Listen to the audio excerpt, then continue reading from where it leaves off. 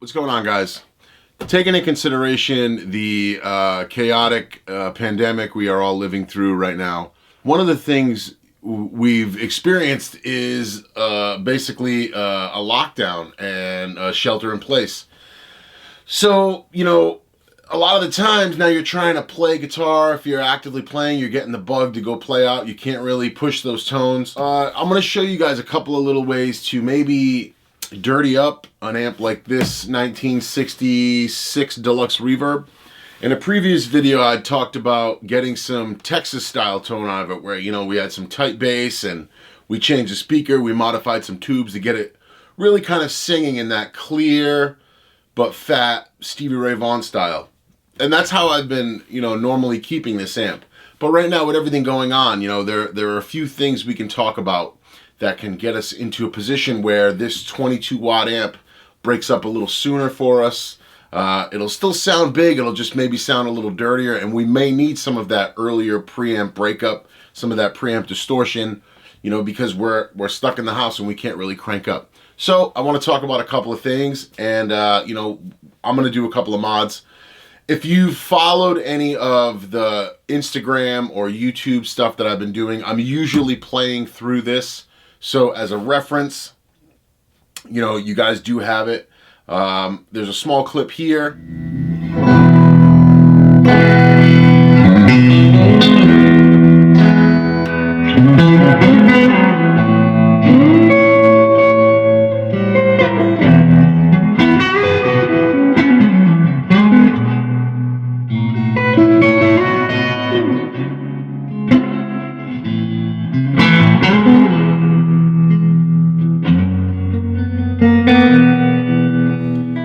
I just want to show you a couple of things to do, and we can try to get this Deluxe Reverb to breathe a little fire a little sooner. I'm going to talk about his speaker.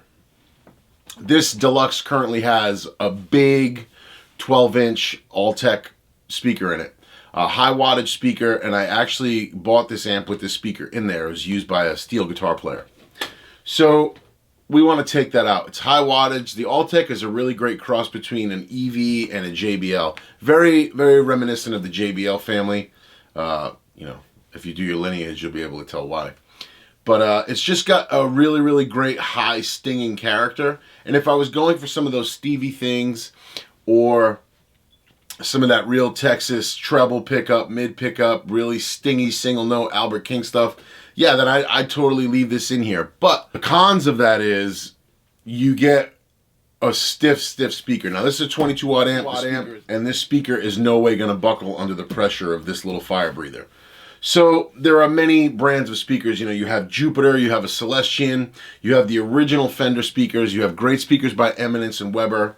But you really want to find something that will break up and is going to work in accordance with the amp and what the amp is putting out for wattage and power. So I have something put aside. I don't really want to talk about the actual speaker itself, but it's a 25 watt speaker.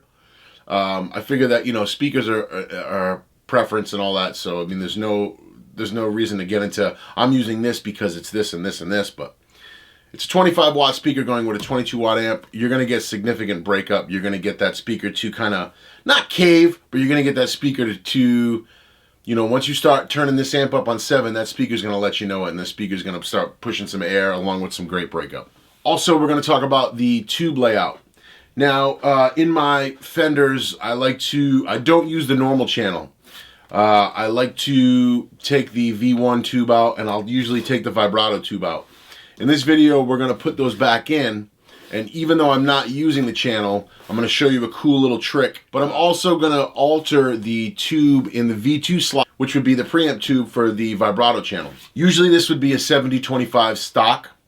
I went ahead and I put a 5751 in here. But I'm going to put a 12AX7 back in, a really, really nice juicy one. I think a GE is what I really have luck with. So we're going to look through the box of tubes, find a GE 12AX7, and I'll pop it in my V2 spot. Now also, my phase inverter spot, that's usually a 12AT7. You can alternate 12AX, 12AT, 12AU. You're going to get different stages of gain with these tubes, and all of that information is out there on the internet, so you guys can find that out and compare the different gain levels. Gain as in the the function of the tube. Not so much if I put this in, my gain on my amp is going to go to 11 instead of 10. It's just meaning it's a general term for the tube function. So in the phase inverter position, which would be the last preamp tube on this amp, we have a 12AT, and by Fender standard, that's usually what you put in there. Most of the blackface amps have had a 12AT in there, but I'm actually going to go with a 12AX7 in there. That'll really kind of make that preamp break up and clipping kind of creamy, and it'll push it over that edge. I have the bright cap clipped on this. I want to be able to introduce a lot of treble. I want to be able to have my bass, and I basically want to get this amp to really be fully functional and singing. If I put the volume on 7 and just focus on the guitar's volume knob, I pretty much have all of that. So we're going to make a few changes right now. I'll take you guys along with me, and then we'll hear the amp afterwards and we'll see the difference. You just want to get your panels off. It makes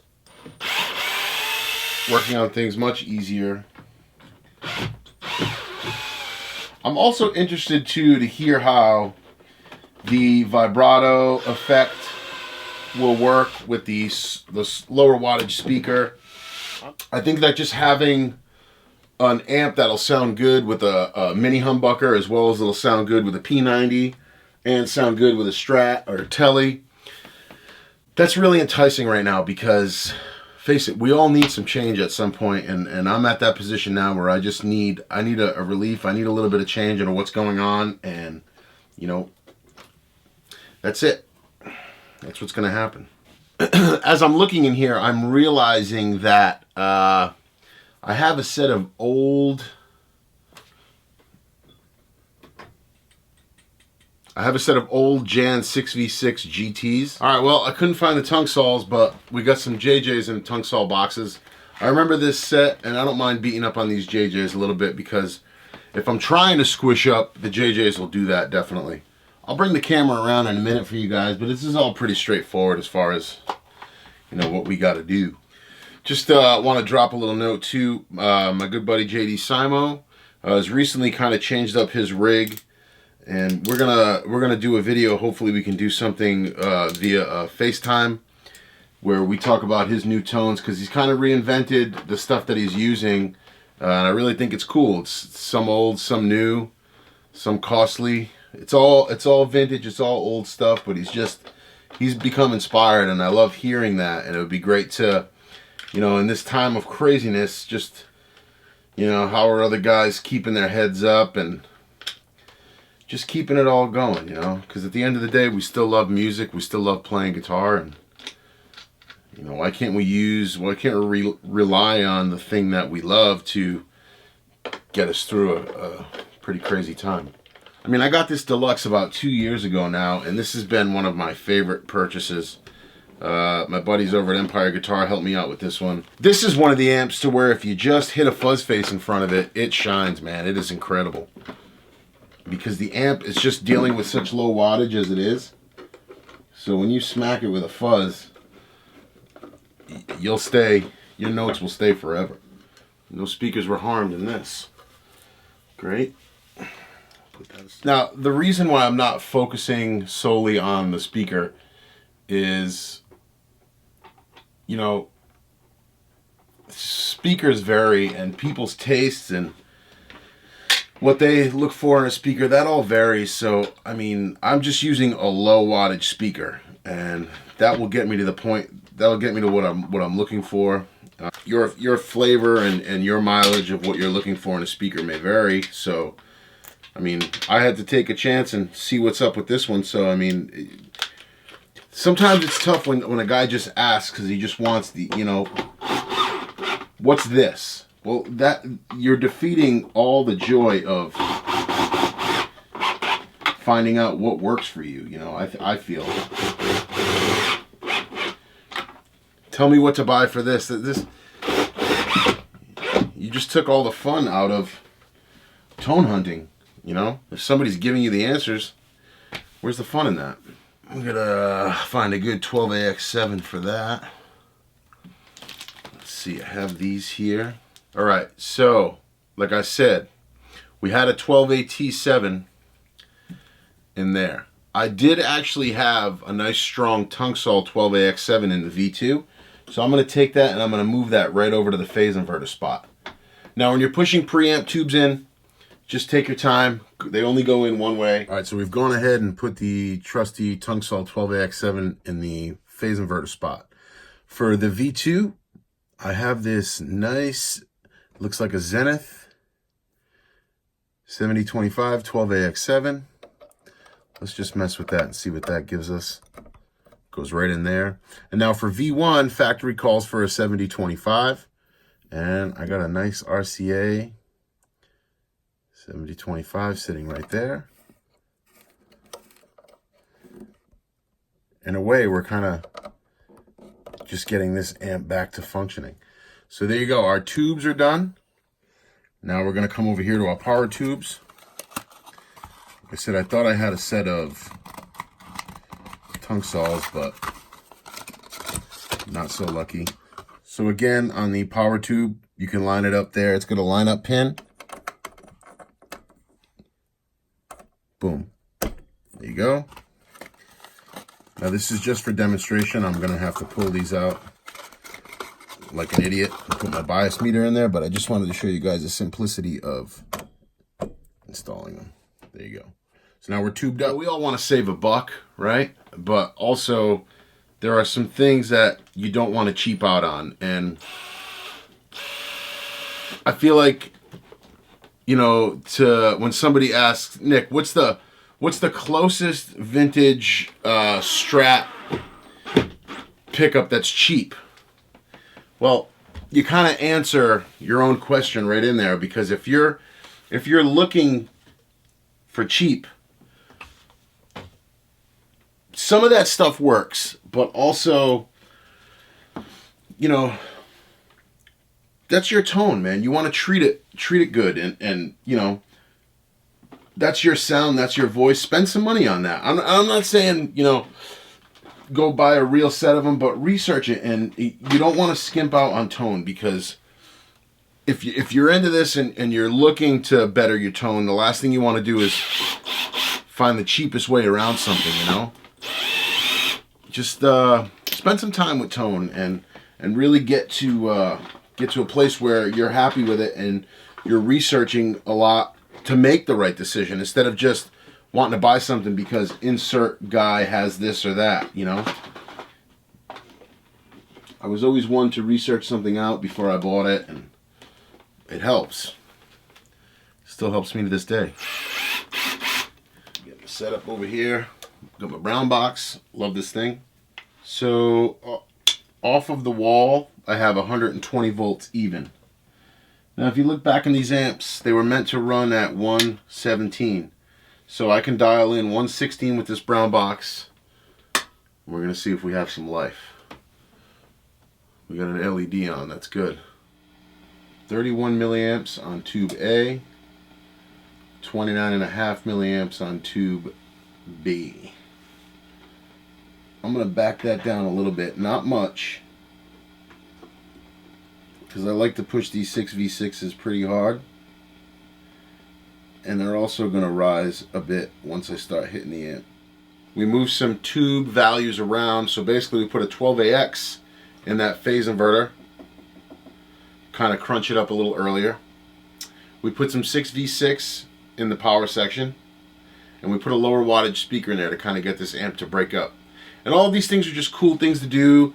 Like I said, if you're stuck at home and you're quarantining and you can't really crank your amp up, maybe this will help you get somewhere a little quicker, a little earlier breakup. So we'll get all this down and we'll take some sound clips. We'll see how we're sounding.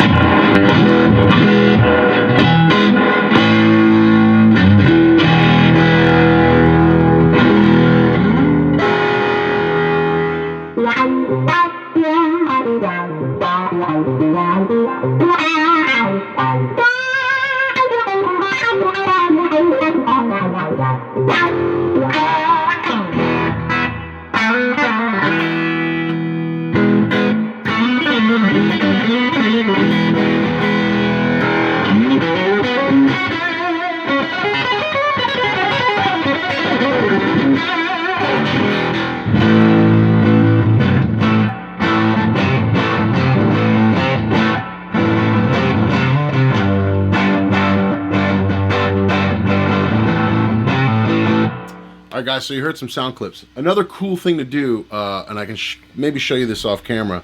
If you can see there, I have the channels jumpered. So I have a lead going from input 1 of the normal channel to the second input of the vibrato channel.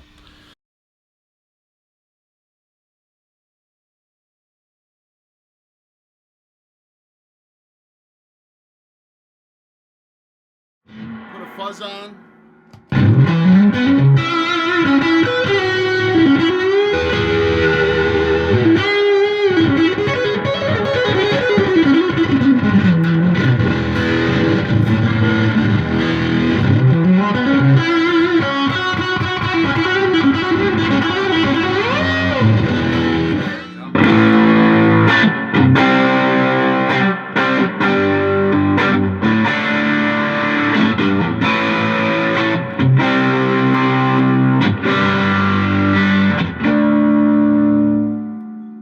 Try it with a Gibson guitar.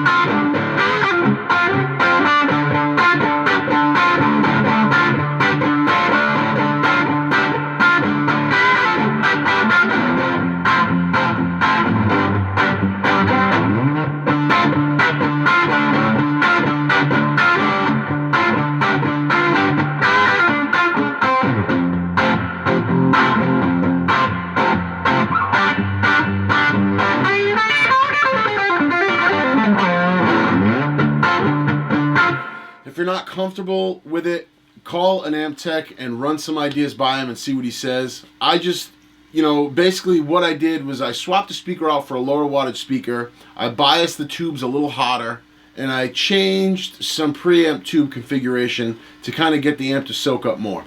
The little trick there is kind of cool where you jump the two channels now that both of them are working. You kind of get an onboard EQ, and you're plugging into the second input of the vibrato channel, so it takes the spike off the top of it all.